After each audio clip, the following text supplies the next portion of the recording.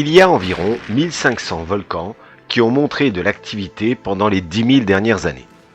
Ceci ne tient pas compte des nombreux volcans sous-marins inconnus, estimés à plusieurs milliers, en particulier au niveau des dorsales médio-océaniques. Chaque année, il y a entre 50 et 70 éruptions. Au cours d'une éruption, du magma remonte des profondeurs de la Terre pour s'écouler sous forme de lave. Mais d'où vient ce magma? Et pourquoi n'apparaît-il qu'à certains endroits, en particulier à la limite entre les plaques lithosphériques? Rappelez-vous.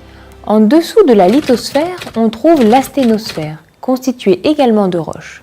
Mais cette couche, bien que toujours solide, est malgré tout un tout petit peu plus déformable que la lithosphère. La température atteint ici 1300 degrés Celsius et serait suffisante pour fondre la roche si nous étions à la surface. Mais la pression exercée par la lithosphère maintient la roche solide.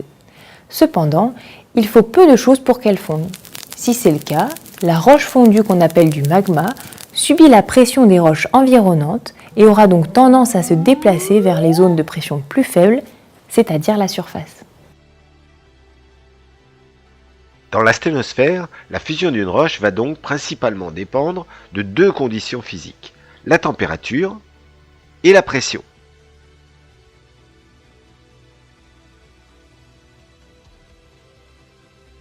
Mais un autre facteur peut également intervenir, c'est la présence d'eau qui peut, elle aussi, entraîner la fusion de la roche.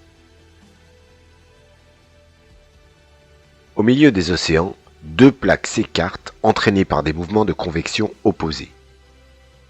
L'espace ainsi créé entraîne une diminution de pression sur l'asténosphère, qui entre localement en fusion.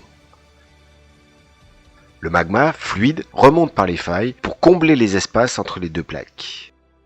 Au cours de ces éruptions permanentes, des coulées de basalte s'accolent à chacune des plaques, agrandissant les fonds océaniques. On parle alors d'expansion océanique. Ce volcanisme effusif, comme celui du volcan Oluron en Islande, se retrouve au niveau de toutes les dorsales médio-océaniques.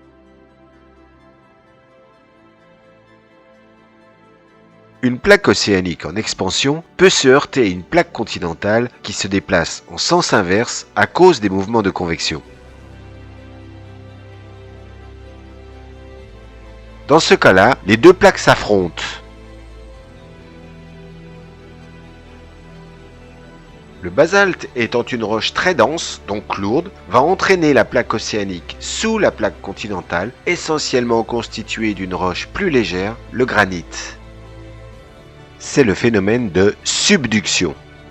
En s'enfonçant dans l'asténosphère, la plaque océanique entraîne avec elle de l'eau qui va provoquer la fusion des roches sous la plaque continentale.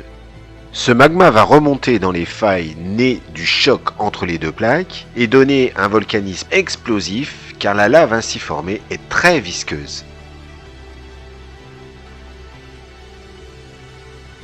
Ce volcanisme explosif, comme celui du volcan Fuego au Guatemala, se retrouve sur tout le pourtour de l'océan Pacifique, mais aussi dans d'autres zones de compression, comme les Caraïbes ou encore entre la plaque africaine et la plaque eurasienne.